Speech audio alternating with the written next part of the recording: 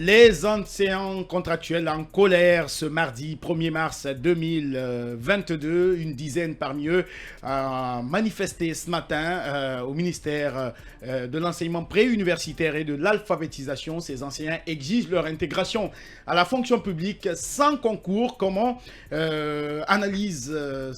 nos chroniqueurs, nos journalistes sur ce plateau, dans ce studio, analysent cette situation. On commence avec Adia Diallo. D'abord, intégrer la fonction publique sans concours. Comment percevez-vous tout cela? Il faut tout naturellement dire que accéder à la fonction publique, ça demande quand même une procédure. Et le concours, ça fait partie des principes d'accession à la fonction publique. Mais si aujourd'hui, ces enseignants contractuels décident de ne pas se plier à ce principe, je pense que cela dénote quelque part le manque de confiance qui existe entre les autorités éducatives et les syndicats. Parce que vous savez que la plupart de ceux-là qui ne sont pas d'accord avec la démarche sont affiliés à des structures syndicales. C'est des enseignants qui ont perduré dans le système, qui sont là d'il y a plusieurs années. Et aujourd'hui, ils font pas crédit, ils doutent de la sincérité du concours annoncé, parce que vous savez, derrière le concours, il y a toujours des manœuvres.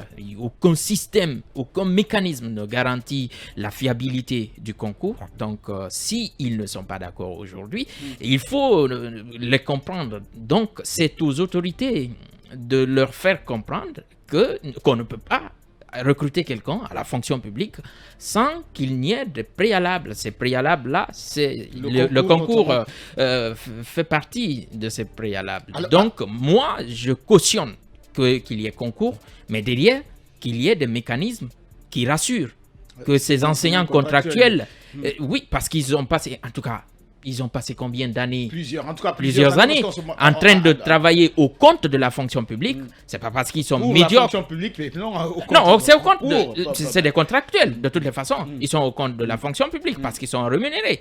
C'est des enseignants contractuels. Ils émargent.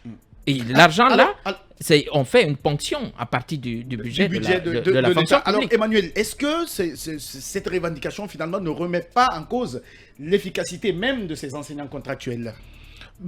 Pas forcément. En fait, je n'aperçois pas trop le problème sous le même prisme que vous. Le sage a dit qu'il n'y a pas de fumée sans feu.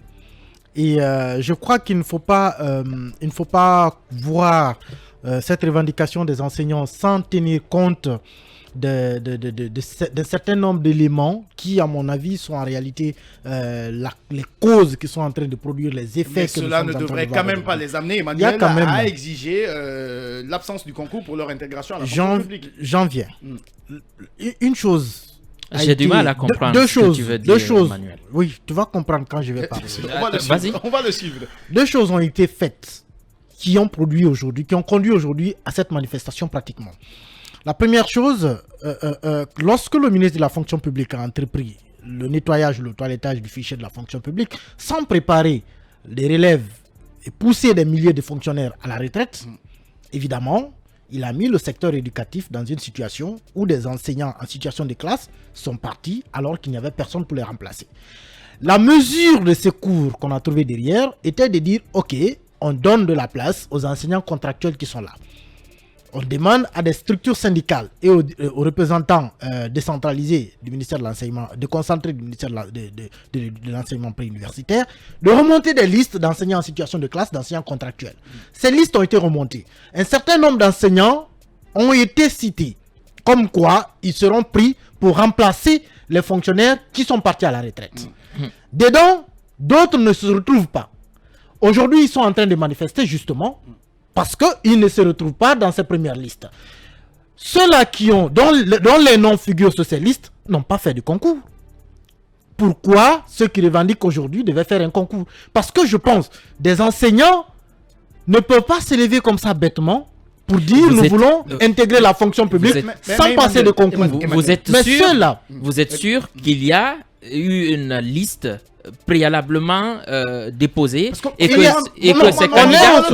On est au courant de ces listes. On va le À un laisser. moment, vous avez même eu le ministre de l'Enseignement supérieur qui a renvoyé la liste dans Le les ministre de l'Enseignement préfectures universitaire. pour demander à travailler avec les structures syndicales. Une Mais liste il à un se moment trouve, donné qui avait fait, Il qui a avait- re- qui il a avait remis fait en polémique cause, et il a qui remis en qui a- cause. qui a Il s'est- suscité beaucoup nous- de réactions de ces enseignants contractuels. Mais est-ce que un jour ou un autre, le ministre de l'enseignement préuniversitaire ou le ministre de la fonction publique avait parlé de concours pour ces enseignants qu'on était en train de prendre? Absolument pas. On n'a pas parlé de On n'en a concours. pas parlé. Et pourquoi voudrait-on aujourd'hui parler de concours pour ceux qui manifestent? Voilà le sens de leur revendication. Ils savent qu'il y a une partie des enseignants qui sont en train, pour l'instant le processus n'est pas fini, mais qui sont en train de rejoindre la fonction publique sans passer des concours. Mais Maintenant, que Et faudrait-il- pourquoi ne pas considérer que leur revendication est légitime? Non, c'est légitime. Personne ne peut- Je pense que peut-être qu'on a commis l'erreur certes d'envoyer des gens à la retraite sans préparer la relève, mais on peut encore la rattraper. Il ne En faut quoi pas, faisant-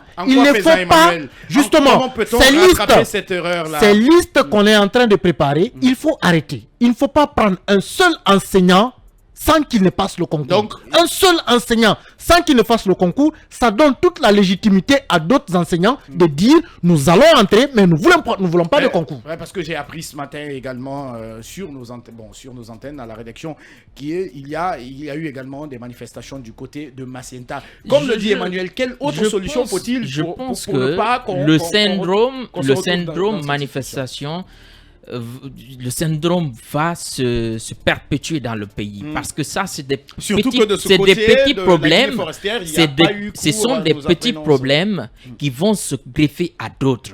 Donc le ministre de l'enseignement préuniversitaire devrait compatir Ah, puisque à vous la parlez douleur lui, de celui de puisque la vous fonction parlez- publique parce qu'il en souffre. Puisque vous parlez du ministère de Il a une l'enseignement. pilule qui mine son ministère. C'est cette épineuse question axée sur le fichier de la fonction publique. Et certains Ils enseignants veulent tellement contractuels- l'assainir qu'aujourd'hui, ils sont en train d'en créer de problèmes. De problème en problème, on va se retrouver face à un goulot d'étranglement qui va venir fissurer tout le travail qui a été fait. Qui sait même si ce goulot Il faut une commence par expertise. cette, Moi, je pense que par cette le- manifestation des enseignants, Mais que ce soit à vous Conakry pensez et à Macienta. Vous pensez que ça va se limiter à Des Macienta? enseignants qui disent Ces être trahis par le ministre Guillaume Awing. Ceci Mais c'est nous du, amène c'est du donc- populisme. ceci Quand nous vous amène, écoutez le Kadia Diallo, ministre, si quand vous vous écoutez le permettez- ministre, quand vous écoutez le ministre, vous comprendrez quelque part que c'est quelqu'un qui ne s'inscrit pas dans une dynamique de réforme structurelle et organisationnelle de son ministère. Je le vois beaucoup plus dans une posture de celui qui bat campagne, qui ressort des problèmes, les faiblesses du système, mais ne préconise pas de solution. Ah ben, Et en il est attendant temps pour donc lui Kadia Diallo de préconiser trouver la des solutions. Nous, on s'intéresse à l'autre sujet.